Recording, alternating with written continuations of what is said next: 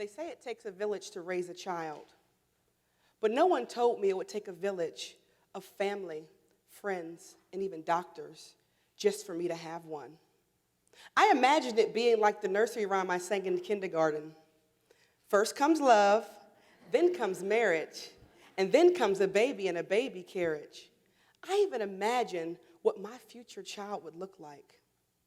My reality, though, first came love, check. Then came marriage, check. And then I didn't know what my future held. I didn't know if I would ever have a baby in a baby carriage because I struggled with infertility for 8 years. 1 in 8 couples struggle with infertility.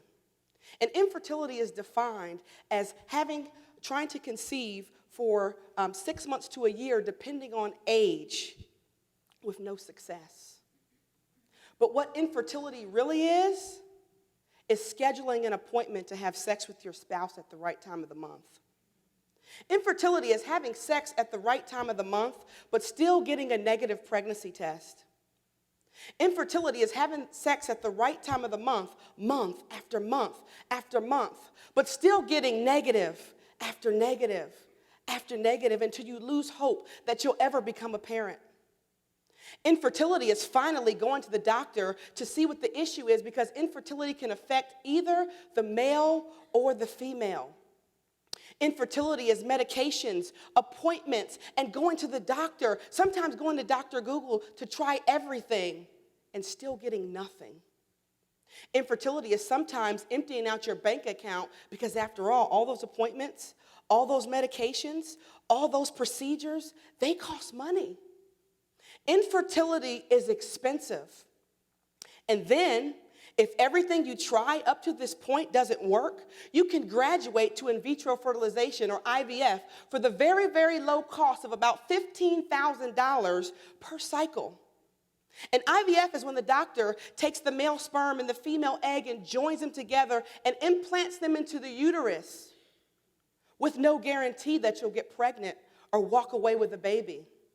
So you see, infertility is not just struggling to conceive. It's struggling to keep it together. When you feel inadequate because your body is unable to do something that it was designed to do. When you get on social media and you see yet another pregnancy announcement and you're wondering, when is it going to be my turn? When you watch everyone have the very thing that you want and you can't control whether or not it happens for you. When you're happy for everybody else and yet sad for yourself. Infertility is an emotional roller coaster. And that's why it is so important to have a village. My village was great. My village consisted of family and friends and even strangers that I met online on support groups. They consoled me. They prayed with me. They talked to me. They supported me financially. They hung out with me when I needed to get out of the house. They left me alone when I needed space. And even though my village was great, my village wasn't perfect. I remember in 2017, year 7 of my journey, we had gotten pregnant again after having several disappointments, and this time was different because we went to the first ultrasound and everything was developing on track. And we went to the second ultrasound and we heard the most beautiful sound, our little baby's heartbeat.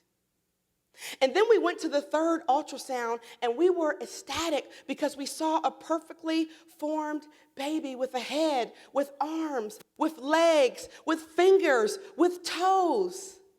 And in fact, in that ultrasound, our little baby was holding up 2 fingers as if to say, "Mom, don't worry, I'm all right." So my husband and I looked at each other and we said, we're finally going to have a baby. And so we allowed ourselves to get our hopes up. And then shortly after, our dreams were shattered because we lost the baby in the so-called safe zone in the second trimester when the chances of miscarriage decrease. And I felt like somebody had ripped my heart from my chest.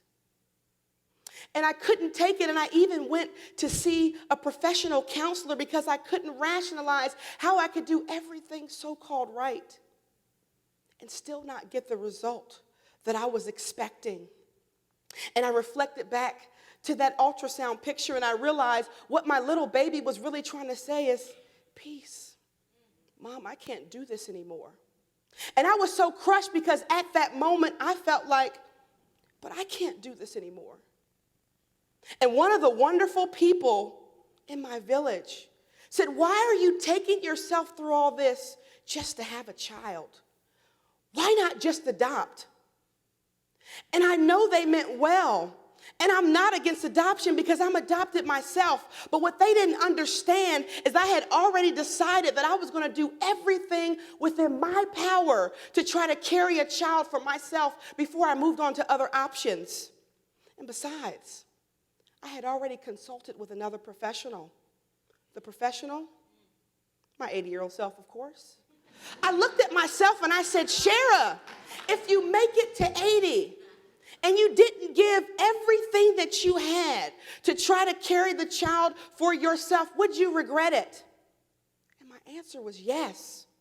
So I decided to give it one more shot, and I'm so glad that I did, because after 4 IVF transfers, after an ectopic pregnancy, after laparoscopic surgery, after over 700 needles, after spending over $55,000 just to try to conceive,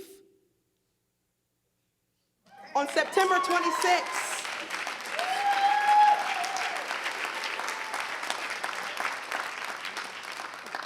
on September 26, 2018, I delivered my son. And my 80-year-old self said, Shara, this is wonderful. But this is not enough. And I remembered that I always wanted to write a book, but I never knew what I was going to write about. And after going through this experience, I said, this is it. So in 2018, while I was pregnant with my son, I wrote and published my very first book titled, I Still Want to Be a Mom, written to women struggling with infertility to help them plan for, prepare for, and pursue motherhood despite their obstacles. And I looked at my 80-year-old self for approval, and she said, Shara, that is still not enough. What about the village? What about the fact that all these employers don't cover fertility treatments? What type of role are you going to play in that village? And so earlier this year, I decided to start a foundation called the I Still Want to Be a Mom Foundation, founded to help women struggling with infertility, to help them spiritually, emotionally, and financially, to give them support throughout this journey. Because this affects so many people. If I were to stand up every 8th person in this room, that would represent the number of couples struggling with infertility. If I were then to turn around and stand up every 4th person, that would represent the number of pregnancies that end in loss. So that's 25% of this room is struggling with this. The other 75% represent the village. But what should the village know? Be considerate when asking someone when they're going to have a child. Maybe they've been trying and they don't want to tell you. Maybe they just had a pregnancy loss. And if they just had a loss, don't say, well, at least it happened now. There is never a good time to lose a baby. Instead, say, I am praying for you, and I can't imagine what that feels like. Instead of saying, if you just want to have children, you can take mine.